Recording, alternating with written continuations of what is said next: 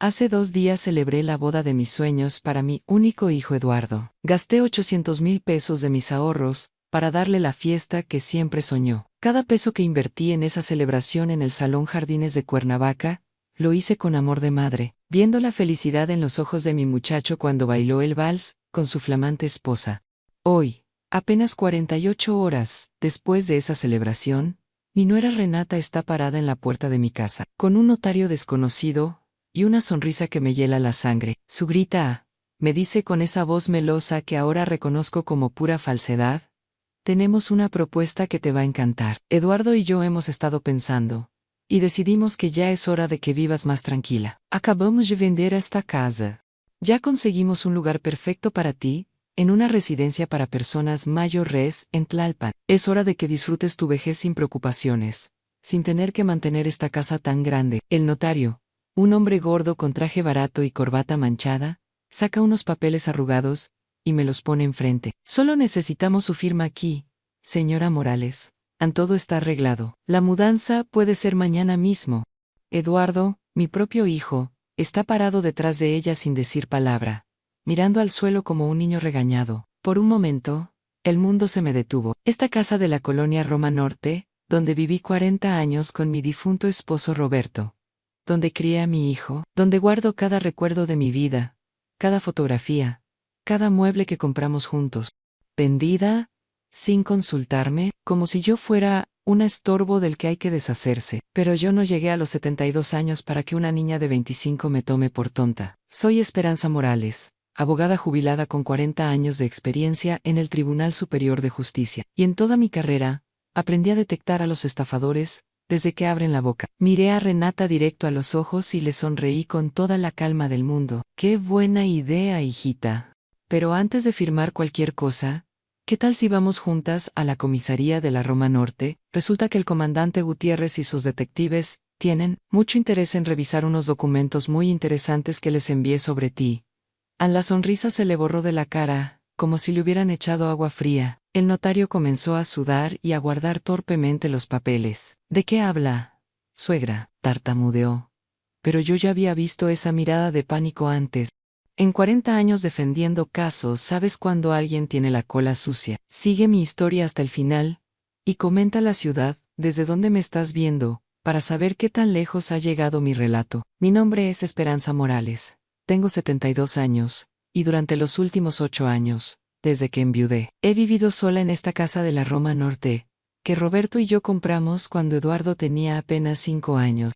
Trabajé 40 años como abogada litigante en el Tribunal Superior de Justicia del Distrito Federal. Me especialicé en casos de fraude y estafa, y créeme que en todos esos años, aprendí a leer a las personas como si fueran libros abiertos. Cuando mi Roberto murió de un infarto fulminante hace 8 años, pensé que mi mundo se había acabado. Habíamos sido compañeros de vida, de profesión, de sueños. Él también era abogado, y juntos construimos no solo una familia, sino un patrimonio sólido.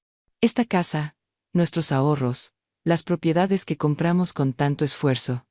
Eduardo era nuestro único hijo, nuestro tesoro. Lo criamos con valores, le dimos la mejor educación. Lo mandamos a estudiar administración de empresas a la Universidad Iberoamericana. Cuando Roberto murió, Eduardo tenía 30 años, y ya trabajaba en una empresa de seguros. Yo pensé que finalmente podría disfrutar mis años dorados, viendo crecer a mis futuros nietos, acompañando a mi hijo en su vida adulta. Pero Eduardo nunca había tenido suerte con las mujeres. Era un muchacho noble, trabajador, pero tímido. Las pocas novias que tuvo en la universidad, lo dejaron por otros más atractivos, o con más dinero. Yo sufría viendo cómo se deprimía, cómo se convenció de que nunca iba a encontrar el amor. Hace un año, Eduardo llegó a casa más feliz de lo que lo había visto desde la muerte de su padre. «Mamá», me dijo con los ojos brillando, «conocí a una mujer increíble. Se llama Renata. Tiene 25 años, es bellísima, y por algún milagro se fijó en mí. Renata Sánchez». Así se presentó cuando Eduardo me la trajo por primera vez. Una muchacha realmente hermosa, delgada, con cabello largo y negro, ojos verdes, vestida siempre impecable. Hablaba con educación. Me decía señora Esperanza con mucho respeto. Me ayudaba en la cocina cuando venía de visita. Pero algo en ella no me cuadraba. Era demasiado perfecta, demasiado interesada en los detalles de nuestra casa, hacía demasiadas preguntas sobre mis finanzas. Señora Esperanza, me decía, ¿qué casa tan hermosa tiene? ¿Desde cuándo vive aquí? ¿La compró usted sola? ¿O con su esposo? ¿Tiene más propiedades? Eduardo estaba cegado por el amor, o por lo que él creía que era amor. Mamá, Renata me ama de verdad. Dice que no le importa que yo no sea rico, que lo único que quiere es formar una familia conmigo. En 6 meses de noviazgo, Renata se las arregló para mudarse prácticamente a mi casa. Llegaba temprano, se quedaba hasta tarde. Conocía cada rincón, cada mueble, cada detalle de nuestra vida.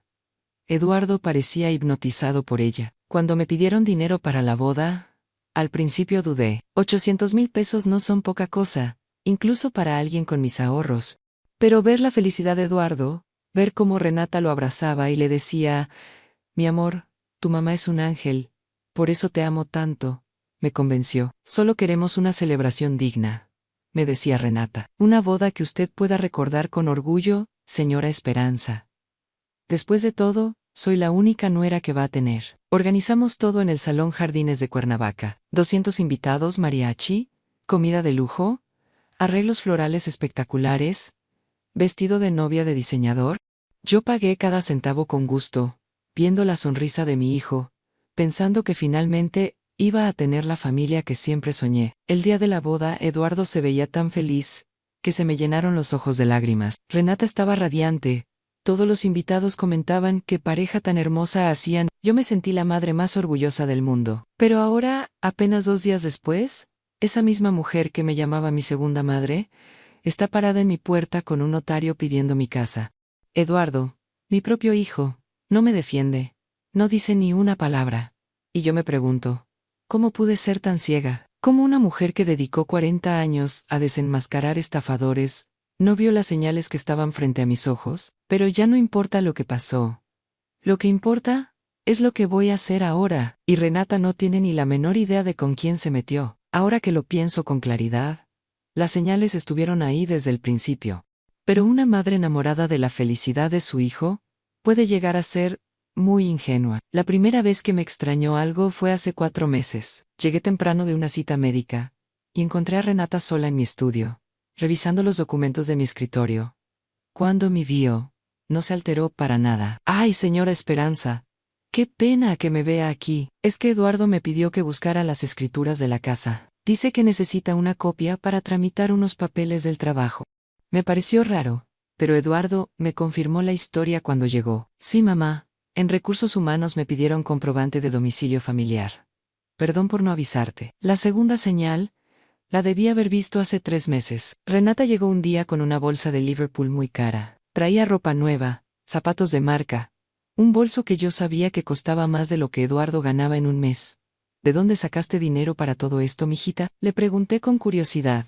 Ay, señora, es que me gané la lotería del trabajo. Nada más 5,000 pesitos, pero me dije voy a consentir, porque ya mero me caso. Ana Eduardo estaba feliz viéndola tan contenta. Mi mamá tiene razón de preguntarte, amor, pero me da mucho gusto que te hayas dado ese regalo. Pero yo había trabajado con suficientes casos de lavado de dinero, como para saber que esa ropa valía mucho más de 5,000 pesos.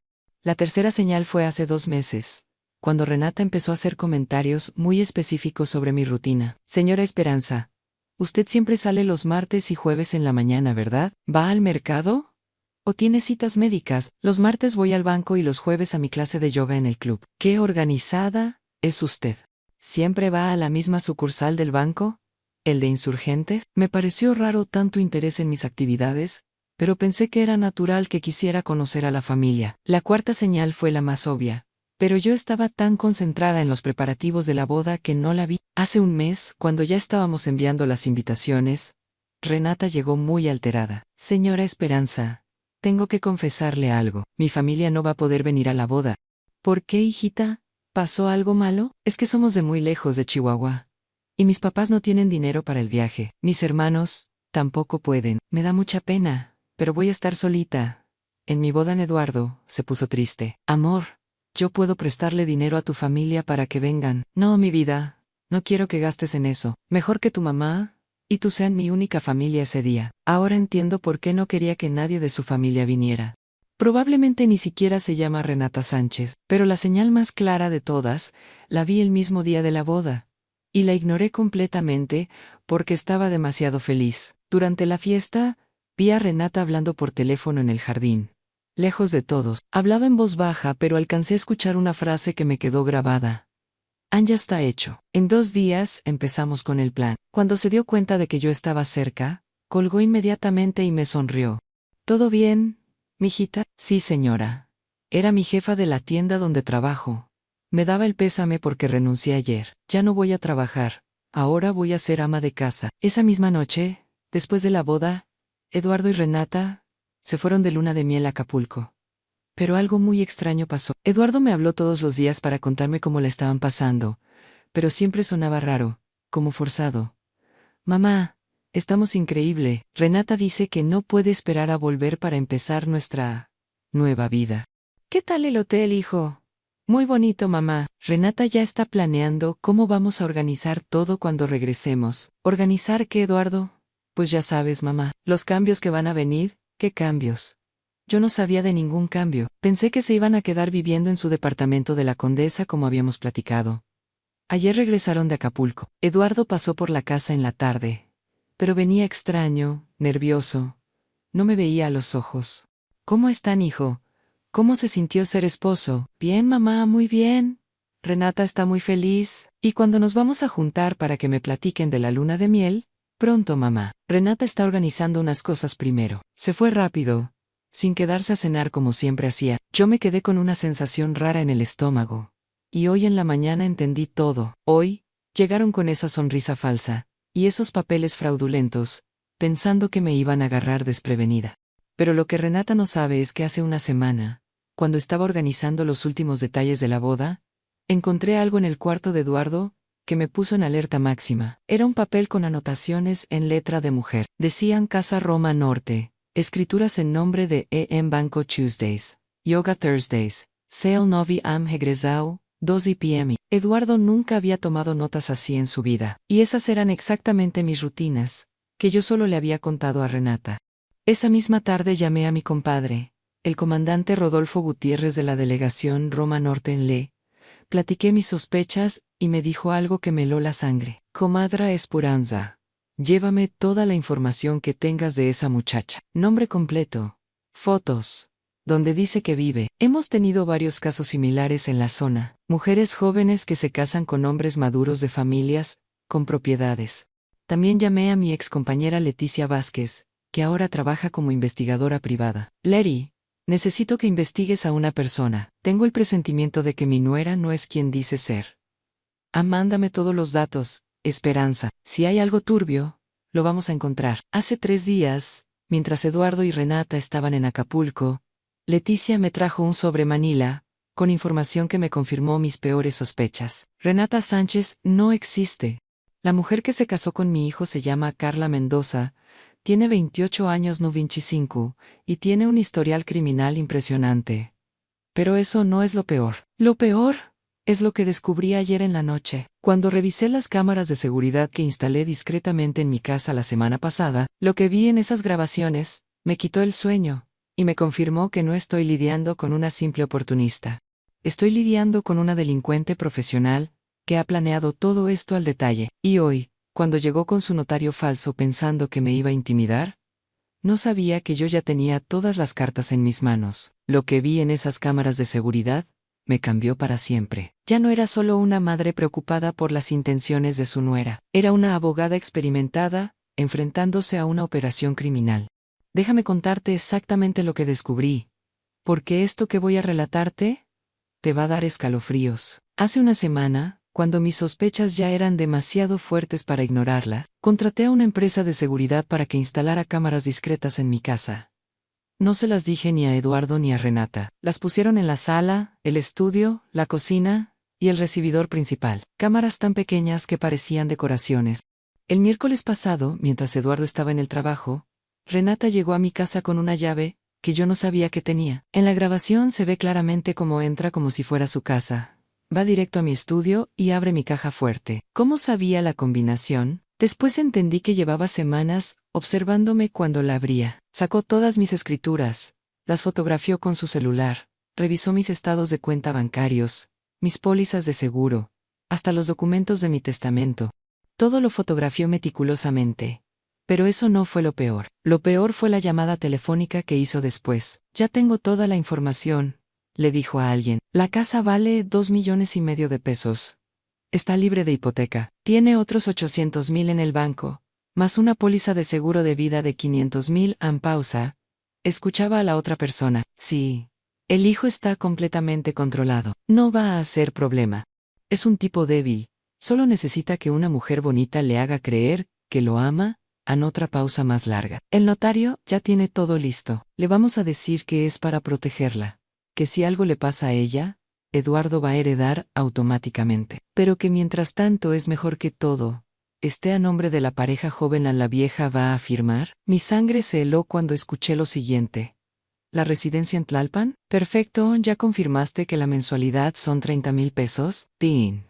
Con eso nos dura 2 años máximo su dinero del banco. ¿Y para entonces ya habremos vendido la casa? ¿2 años máximo? ¿Qué significaba eso? ¿Y si se resiste a firmar? La respuesta me dio náuseas. Pues va a tener un accidente muy lamentable. Una señora de 72 años, sola en una casa tan grande, las caídas en las escaleras son muy comunes a esa edad. En ese momento entendí que no estaba lidiando con una simple estafadora. Esta mujer estaba planeando asesinarme si yo no cooperaba. Pero la conversación no terminó ahí. Lo que siguió me reveló la verdadera magnitud de su operación. ¿Ya tienes listo el siguiente trabajo en Polanco? Perfecto. Este método nos está funcionando muy bien. Buscar viudas con hijos solteros desesperados, convencer al hijo de que se case rápido, y listo. Ya llevamos 3 casas este año. ¿3 casas? Esta mujer había hecho esto antes. Yo no era su primera víctima. Marco ya encontró al siguiente. Un tipo de 40 años, nunca se ha casado. Su mamá tiene una casa en Las Lomas. Vamos a necesitar cambiar mi identidad otra vez. Después de esto, Marco. ¿Quién era Marco? Y entonces, lo entendí. Tenía un cómplice. Probablemente el notario que vino hoy. Después vi algo en la grabación que me confirmó mis peores sospechas. Renata se fue a mi cocina. Abrió el refrigerador. Y sacó una botellita pequeña de un líquido transparente. La puso encima del frutero, donde yo siempre dejo las manzanas que como en las mañanas. Roció 3 manzanas con ese líquido, las limpió por fuera para que no se notara, y las puso exactamente en el lugar donde estaban. Cuando vi eso, llamé inmediatamente al comandante Gutiérrez. Compadre, necesito que vengas ahora. Tengo pruebas de que están intentando envenenarme. Rodolfo llegó en 20 minutos con 2 elementos de la científica. Se llevaron las manzanas para análisis, y me dieron el resultado ayer mismo. Estaban contaminadas con un relajante muscular en dosis muy alta. No me hubiera matado inmediatamente, pero me habría debilitado tanto que cualquier caída habría sido fatal, o me habría dejado tan confundida que habría firmado cualquier papel sin entender qué era. Pero el comandante Gutiérrez me trajo información aún más devastadora. Comadre, tu instinto estaba correcto. Esta mujer se llama Carla Mendoza. Tiene antecedentes penales en Guadalajara y Monterrey. Mismo método de operación. Se casa con hombres de familias con propiedades. Convence a las familias de que firmen traspasos de bienes. Y después las víctimas tienen accidentes. Me enseñó fotografías, 3 mujeres mayores, todas muertas en supuestos accidentes domésticos, después de haber firmado traspasos de sus propiedades. Una caída en las escaleras en Guadalajara, un resbalón en la regadera en Monterrey. Una intoxicación por gas en Puebla. ¿Y dónde está ahora?, le pregunté. Por eso estamos tan interesados en atraparla. Después del último caso en Puebla, desapareció. Cambió de identidad, y obviamente vino a la Ciudad de México a buscar nuevas víctimas. Tu hijo fue su siguiente objetivo. En ese momento comprendí la magnitud de lo que había estado a punto de pasarme. No solo iban a robar mi casa, me iban a matar. Y mi pobre Eduardo iba a vivir el resto de su vida creyendo que fue culpa del destino. ¿Qué hacemos, compadre? Esperanza. Necesitamos que actúes normal, que no sospeche que sabemos quién es. Cuando venga a pedirte que firmes los papeles, dinos Lamas. Vamos a estar listos para arrestarla en flagrancia. Anoche no pude dormir, no por miedo, sino por coraje. Esta mujer había jugado con los sentimientos de mi hijo, había manipulado mi amor de madre, había planeado asesinarme como si fuera un trámite más de oficina. Pero lo que más me dolía era pensar en Eduardo. Mi pobre hijo había creído encontrar el amor de su vida, y en realidad, había sido víctima de una depredadora, que lo veía solo como una llave para llegar a mí.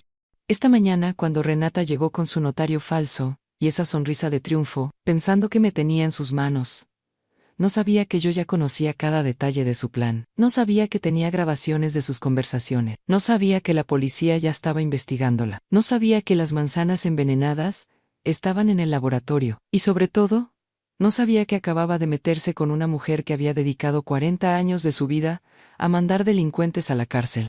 Hoy, Carla Mendoza, alias Renata Sánchez, iba a conocer a la verdadera Esperanza Morales. Después de ver esas grabaciones y conocer la verdad, mi mente de abogada se activó completamente. Ya no era solo una madre protegiendo su patrimonio. Era una fiscal planeando el caso perfecto contra una asesina en serie. Anoche, después de que el comandante Gutiérrez se fue con las pruebas, me senté en mi estudio con una libreta y empecé a planear cada detalle de lo que iba a hacer.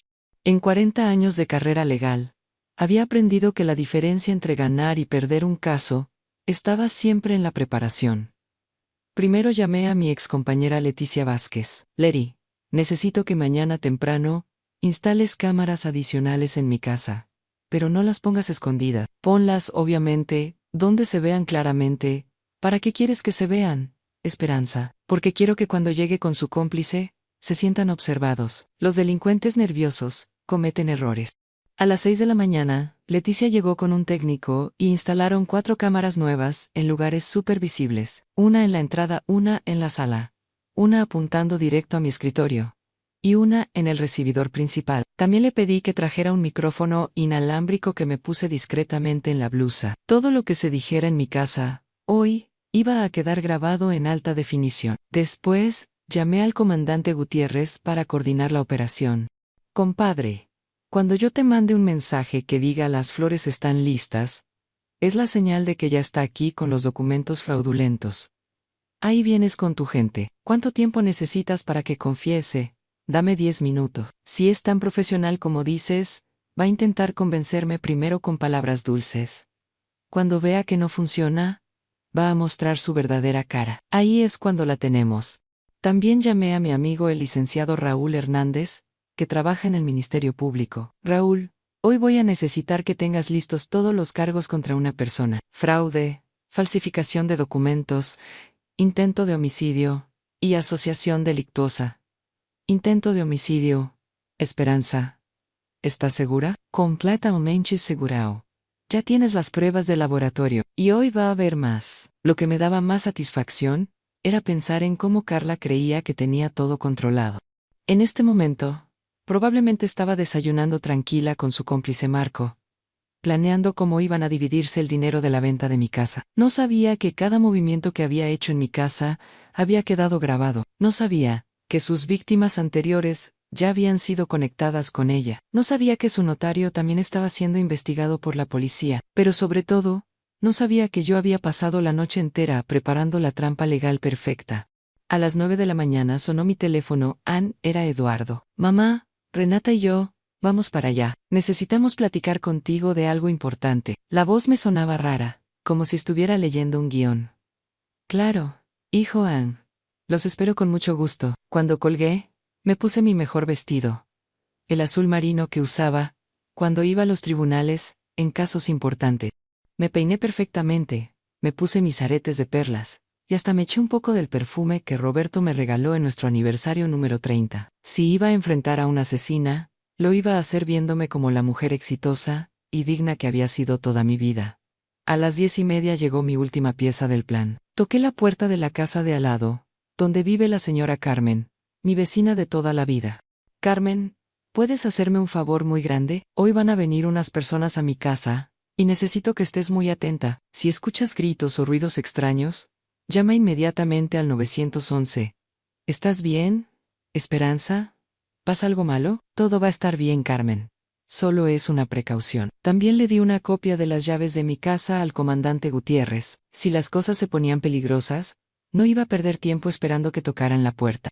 A las 11:15 vi el carro de Eduardo estacionándose afuera. Renata se bajó primero, venía vestida como siempre, impecable, con una sonrisa que ya no me engañaba. Eduardo se veía nervioso, incómodo, como si no quisiera estar ahí. Detrás de ellos venía un suru viejo y maltratado. Se bajó un hombre gordo, con traje barato, que obviamente era Marco, el cómplice. Cargaba un portafolios de piel falsa, que seguramente contenía los documentos fraudulentos. Los vi acercarse a mi puerta, y sentí una extraña tranquilidad. Durante todos estos meses, Carla había estado cazándome, como si yo fuera una presa indefensa. Hoy iba a descubrir que la presa se había convertido en cazadora. Toqué el timbre y respiré profundo. Desde mi estudio, envié el mensaje al comandante Gutiérrez a las flores, ¿están listas? Su respuesta llegó inmediatamente, en camino 10 minutos. Abrí la puerta con mi mejor sonrisa de abuela inocente. Hijos, qué gusto verlos. Pan. Renata entró primera, mirando discretamente hacia las cámaras nuevas. Vi un destello de preocupación en sus ojos, pero inmediatamente recuperó su compostura. Señor Esperanza, le traemos una sorpresa maravillosa. Eduardo no me miraba a los ojos. Se quedó parado junto a la puerta como si quisiera salir corriendo. Marco, el supuesto notario, sudaba a pesar de que no hacía calor. Puso su portafolios encima de mi mesa de centro y me extendió la mano. Mucho gusto, señora Morales. Soy el licenciado González, notario público número 42. Le estreché la mano, y sonreí dulcemente. Mucho gusto, licenciado. ¿Podría mostrarme su cédula profesional? Marco tartamudeó ni en claro. La traigo en el carro. No se preocupe, licenciado Ann, después me la enseña. Renata se sentó a mi lado en el sillón, como había hecho tantas veces durante estos meses, cuando yo creía que era mi futura nuera, que me quería como a una madre. Suegrita querida, me dijo con esa voz melosa que ya conocía perfectamente. Eduardo y yo hemos estado pensando mucho en usted, sí, hijita. ¿En qué han estado pensando? En que ya es hora de que descanse, de que no tenga que preocuparse por mantener esta casa tan grande. Por eso encontramos el lugar perfecto para usted. Marco abrió su portafolios y sacó una carpeta llena de papeles. Señora Morales, lo que le proponemos es muy sencillo. Usted nos hace una donación de esta propiedad a nombre de su hijo y su esposa, y ellos se hacen cargo de todos los gastos de la residencia donde va a vivir. Fingí confusión, como si no entendiera bien.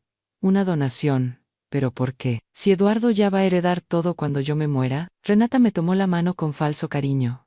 Ay, suegrita, no hable de morirse, es solo para protegerla. Si algo le pasara, Dios no lo quiera. Todo el papeleo legal tarda meses.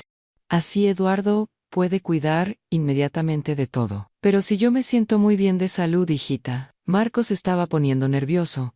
Miró su reloj y le hizo una seña discreta a Renata. Señora, es que tengo otras citas hoy. Si pudiéramos agilizar esto, Anaí. Fue cuando decidí empezar a mostrar mis cartas. Claro, licenciado González. Pero antes de firmar cualquier cosa, me gustaría hacerle algunas preguntas. Saqué una libreta de mi bolsa y la abrí como si estuviera leyendo notas. ¿Usted conoce a una tal Carla Mendoza? El silencio que siguió fue ensordecedor. Renata se puso pálida como papel. Marco empezó a sudar más fuerte. Eduardo me miró con cara de total confusión. ¿Quién es Carla Mendoza, mamá? Miré directamente a los ojos de Renata y sonreí. Es una muy buena pregunta, Eduardo. ¿Por qué no le preguntas a tu esposa? El momento que siguió a mi pregunta fue como si hubiera estallado una bomba silenciosa en mi sala. Renata intentó mantener la compostura, pero vi cómo se le movía un músculo en la mandíbula. Marco había dejado de sudar, y ahora parecía que se iba a desmayar. Eduardo nos miraba a todas como si estuviéramos hablando en chino. Mamá, ¿de qué estás hablando? ¿Quién es Carla Mendoza? Renata se aclaró la garganta, y trató de sonreír. Pero la sonrisa le salió torcida. Señora Esperanza, creo que hay una confusión. Yo no conozco a ninguna Carla.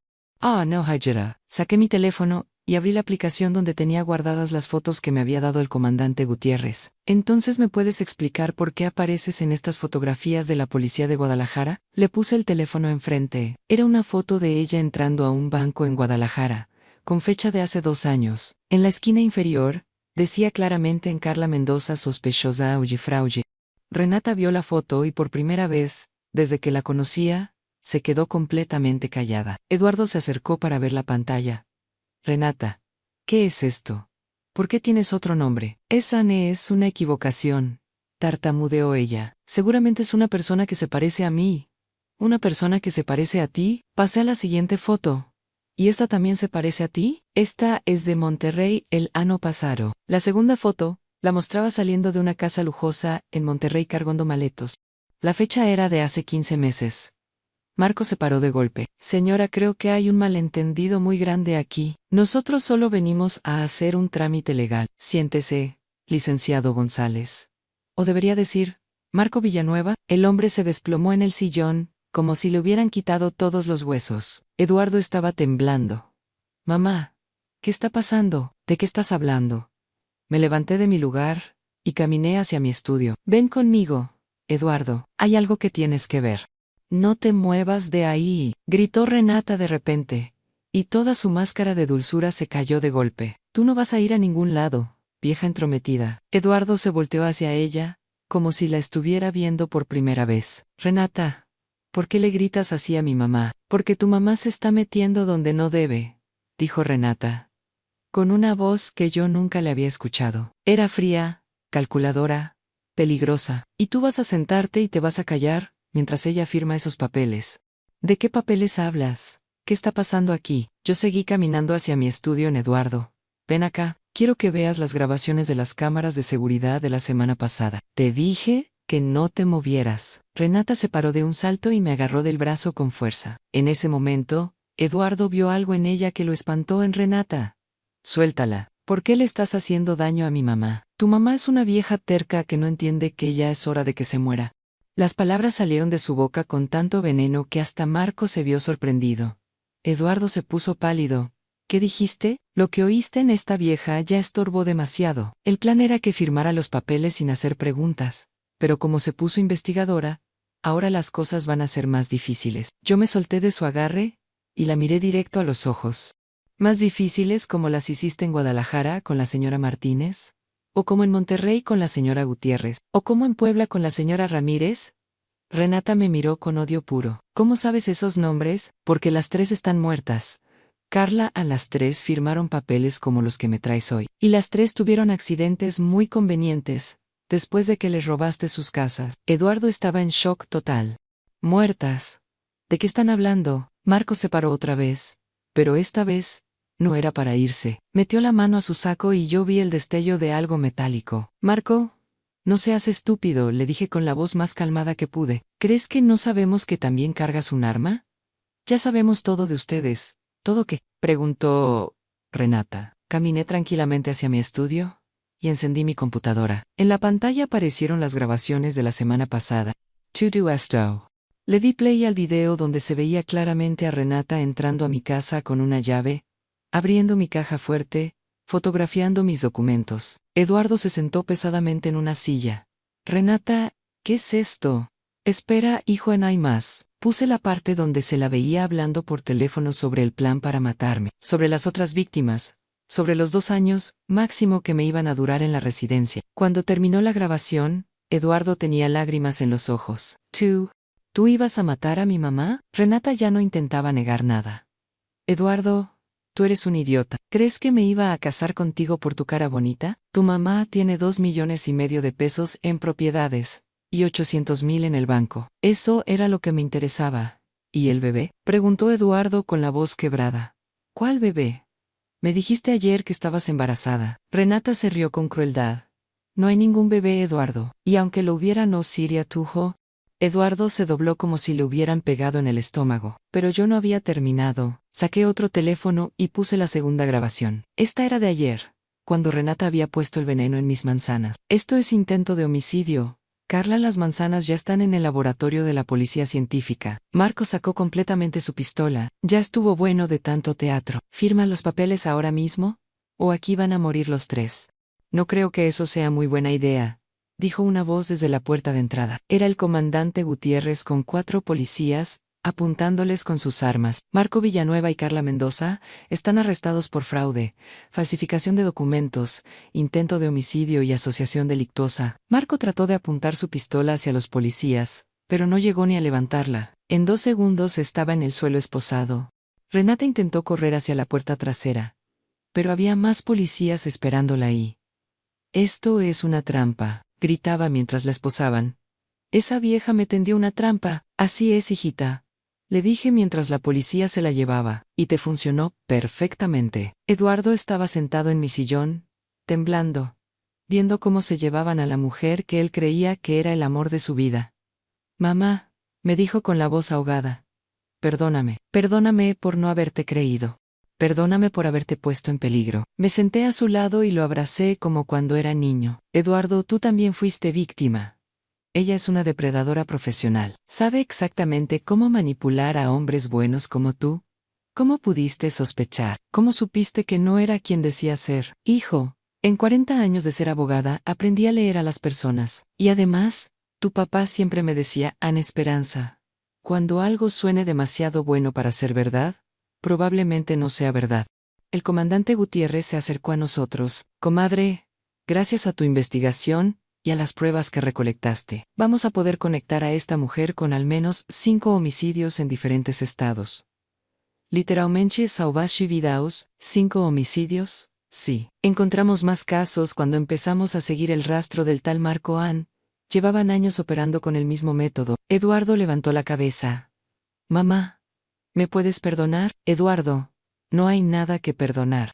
Pero sí hay algo que aprender que cuando algo parece demasiado perfecto, hay que investigar un poquito más. Y que nunca, nunca, hay que subestimar a una mujer de 72 años, que sabe usar su cabeza. Por primera vez en horas, Eduardo sonrió.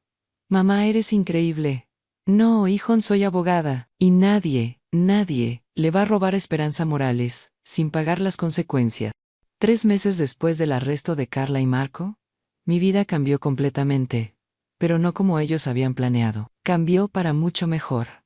El juicio fue un éxito total, con todas las pruebas que habíamos recolectado, más las investigaciones adicionales que hizo la policía en otros estados. Carla Mendoza fue sentenciada a 40 años de prisión por 5 homicidios, múltiples casos de fraude y asociación delictuosa. Marco recibió 30 años como cómplice.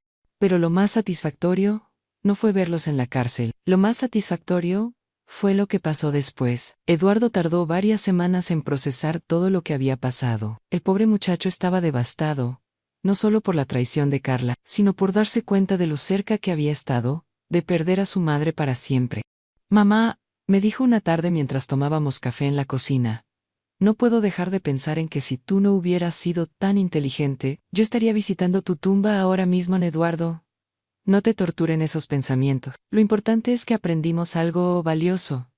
¿Qué aprendimos? Que el amor verdadero nunca te pide que abandones a tu familia. El amor verdadero nunca te pide que le faltes el respeto a tu madre. Y el amor verdadero definitivamente nunca llega con un notario pidiendo papeles. Eduardo se rió por primera vez desde el arresto. Tienes razón, mamá. ¿Cómo pude ser tan ciego? Porque eres un hombre bueno, hijo. Y los hombres buenos a veces son vulnerables a mujeres malas, que saben exactamente qué botones apretar. La anulación del matrimonio fue rápida. Como Carla había usado documentos falsos, el matrimonio nunca fue válido legalmente. Eduardo recuperó su apellido, su dignidad, y sobre todo, recuperó la confianza en sí mismo. Pero la historia no terminó ahí. Una semana después del juicio, recibí una llamada que me llenó de una satisfacción que no había sentido desde mis días en el tribunal. Señora Morales, habla la licenciada Patricia Vega, de la Procuraduría General de la República. Quisiéramos ofrecerle un puesto como consultora especial en casos de fraude familiar. Disculpe, su trabajo en el caso Mendoza fue excepcional. Necesitamos a alguien con su experiencia para capacitar a nuestros agentes en este tipo de delitos. Hay muchas familias que están siendo víctimas de estafas similares. Acepté inmediatamente. A los 72 años, cuando pensaba que mi carrera profesional había terminado, me ofrecían la oportunidad de usar toda mi experiencia para ayudar a otras familias. Ahora trabajo 3 días a la semana en la Procuraduría, entrenando a detectives y fiscales sobre cómo identificar este tipo de fraudes. Hemos desarrollado un protocolo especial para casos donde hay adultos mayores en riesgo. En estos 3 meses, hemos prevenido al menos 12 casos similares al mío. 12 familias que se salvaron de perder a sus madres y sus patrimonios, gracias a lo que aprendimos del caso de Carla Mendoza. Eduardo también cambió mucho. Está yendo a terapia para procesar todo lo que vivió, y está aprendiendo a confiar nuevamente en sus instintos. Pero sobre todo, está aprendiendo a valorar la familia que tiene, en lugar de buscar desesperadamente formar una nueva. Mamá, me dijo el mes pasado, creo que durante años estuve tan obsesionado con casarme, que no me di cuenta de que ya tenía a la mujer más importante de mi vida, a mi lado. ¿Y quién es esa mujer tan importante? Le pregunté con una sonrisa. Tu mamá. La mujer que me dio la vida, que me educó, que sacrificó todo por mí, y que hasta estuvo dispuesta a arriesgar su vida para salvarme de una estafadora. Ahora Eduardo viene a cenar conmigo todos los domingos. Cosonamos llantos, platicamos de todo. Vemos películas viejas que le gustaban a su papá. He recuperado a mi hijo completamente, y él ha recuperado el respeto por sí mismo y por su familia. La casa sigue siendo mía, obviamente, pero ahora la he convertido en algo más que solo mi hogar. Una vez a la semana, abro mi sala para reuniones de un grupo de apoyo para familiares de víctimas de fraude. Vienen hijos que perdieron a sus padres por estafas, viudas que fueron engañadas, familias enteras que fueron destruidas por delincuentes como Carla. Les enseño lo que aprendía en cómo reconocer las señales, cómo investigar cuando algo no cuadra, cómo usar los recursos legales que tenemos para protegernos, pero sobre todo, les enseño que nunca es demasiado tarde para defenderse, que la edad es sabiduría, no debilidad, que una mujer de 70 años puede ser más astuta que una delincuente de 25 si sabe usar su experiencia. El comandante Gutiérrez me visitó la semana pasada para contarme las últimas noticias sobre el caso. Comadre, gracias a tu valentía, encontramos la red completa. Carla y Marco trabajaban con al menos 15 personas más, en 6 estados diferentes. Todos están arrestados ahora. ¿Cuántas víctimas había en total, Rodolfo? 37 familias confirmadas, 22 adultos mayores asesinados, propiedades robadas, por un valor de más de 50 millones de pesos. Sentí un escalofrío al pensar que yo casi fui la víctima número 23. ¿Y qué va a pasar con las familias de las víctimas? Estamos recuperando todas las propiedades que podemos. Muchas familias van a recuperar las casas de sus padres.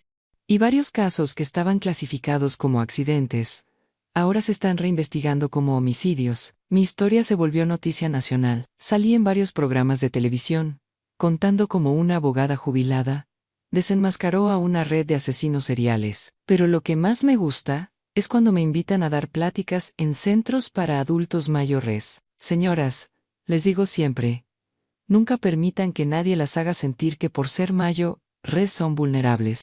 Ustedes tienen algo que los jóvenes no tienen: experiencia, sabiduría y la paciencia para planear las cosas bien. La semana pasada, una señora de 80 años me paró después de una de mis pláticas. Licenciada Morales, mi nieto me está presionando para que le firme mi casa. Dice que es para protegerme de los impuestos.